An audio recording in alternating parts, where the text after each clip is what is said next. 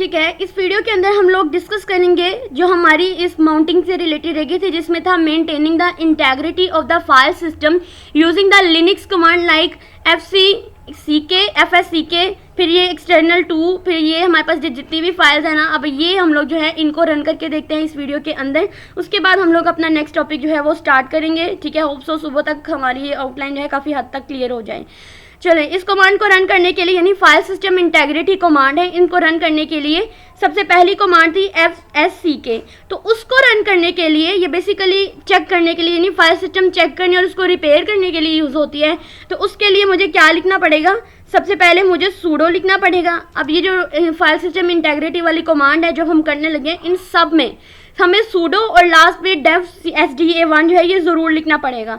तो इसके लिए देखें fsck, फिर इसके लिए मुझे लगाना पड़ेगा /dev/sda1। ठीक है, इसको एंटर प्रेस करेंगे तो यहाँ पे देखें जो भी हम लोगों ने फाइल सिस्टम डायरेक्टरी चूँकि हमने अनमाउंट कर दी थी, तो उस लिहाज से मेरे पास जो है वो मेरी आउटपुट आ गई। अब मैं चाहती हूँ कि यहाँ पर अब नेक्स्ट कमांड थी मेरी e2fsck। ठीक है, तो ये बेसिकली अब इसके अंदर जो है ना मेरे पास 3 तरह की स्पेसिफिक फाइल जो है वो एक्सट्रैक्ट होती हैं। जैसे मेरे पास आता है x2, x3 और x4। ठीक है, फाइल सिस्टम के लिए यूज़ होती हैं। तो अगर मैं इसको भी चेक करना चाहती हूँ, आगे जितनी भी कमांड्स रहेगी ना, इन सबको चेक करने के लिए हम लोग यहाँ पे सबसे पहले लिखते हैं सूडो। ठीक है, कमांड क्या थी मेरी? e2fsck। ठीक है, उसके बाद हम लोगों ने हर एक में डेव देना है और साथ में हमने लिख देना है sda1। एंटर प्रेस करेंगे तो एंटर प्रेस करने से उन्होंने कहा है कि हमारे पास जो है वो sda1 जो है वो ऑलरेडी माउंटेड है, कैन नॉट कंटिन्यू एबॉर्टिंग, यानी हम इसको मज़ीद एक्सट्रैक्ट नहीं कर सकते हैं, ये हमारे पास बिल्कुल ऐसे ही रहनी है। ठीक है, तो इस कमांड से हम लोग ने फाइल सिस्टम को चेक करने के लिए यूज़ होते, तो हमने उसको फिर से चेक कर लिया। उसके बाद आता है हमारे पास fsck.fat। ठीक है, आप लोग देखिए यहाँ पर ये वाली कमांड को रन करके देखते हैं। तो ये वाली कमांड को भी यूबंटू के अंदर रन करने के लिए हम लोग लिखते हैं सूडो, उसमें हम लिखते हैं fsck.fat।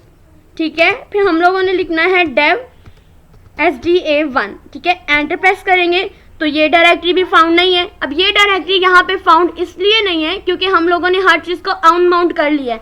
अगर मैंने माउंट किया होता तो तब मैं इनको चेक करती, तो तब मेरे पास इनकी आउटपुट्स आ जानी थी। तो आप लोगों ने अनमाउंट करने से पहले इनको चेक कर लेना है। अदरवाइज अगर आप लोगों ने ये कमांड याद कर ली है तो किस लिए यूज़ होती है? तो बेसिकली ये FAT फाइल सिस्टम के लिए यूज़ होती है। ये सारी की सारी है ही फाइल सिस्टम के लिए यूज़ होती है, फाइल सिस्टम इंटेग्रिटी के लिए ही ये फाइल्स यूज़ होती हैं। ठीक है, अब लास्ट कमांड रहेगी हमारे पास इस पॉइंट की, जिसमें है .nfs। ठीक है, NFS फाइल सिस्टम के लिए होती है, मगर जो हमारा NFS में यूजुअली लोकल स्टोरेज इंटेग्रिटी की इशू जो होता है ना, वो इसके अंदर नहीं होता। इसके अंदर लोकल में कोई भी जो होता है इशू नहीं होता। तो इसके लिखने के लिए भी हम लोग सबसे पहले सूडो ही लिखते हैं, फिर fsck लिखते हैं, डॉट लिखते हैं nfs। ठीक है, उसके बाद हम लोगों ने सिंपली डेव लिखना है और फिर हम लोगों ने sda1। तो देखें सारी की सारी डायरेक्टरी, अब ये वाली जो कमांड है यहाँ पर लिखा है कमांड नॉट फाउंड, और कमांड नॉट फाउंड इसलिए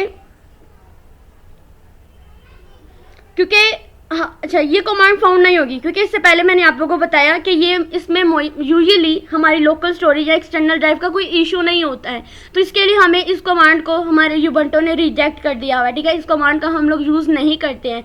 सिंपली हमने यही बताना है कि जितने भी हमारे NFS सिस्टम होते हैं ना, फाइल सिस्टम, उनके लिए यूज़ होती है, मगर ये अब यूजुअली लोकल स्टोरेज इंटेग्रिटी के किसी भी इशूज़ में ये यूज़ नहीं होती है। इसका यूज़ जो है वो हम लोग नहीं करते हैं। ठीक है, hope so you will be understand very well. Video अच्छी लगी हो, वीडियो को लाइक करें, चैनल को सब्सक्राइब करें और ज़्यादा से ज़्यादा शेयर करें ताकि बाकी लोग भी प्रैक्टिकल की प्रिपरेशन कर सकें। Thank you.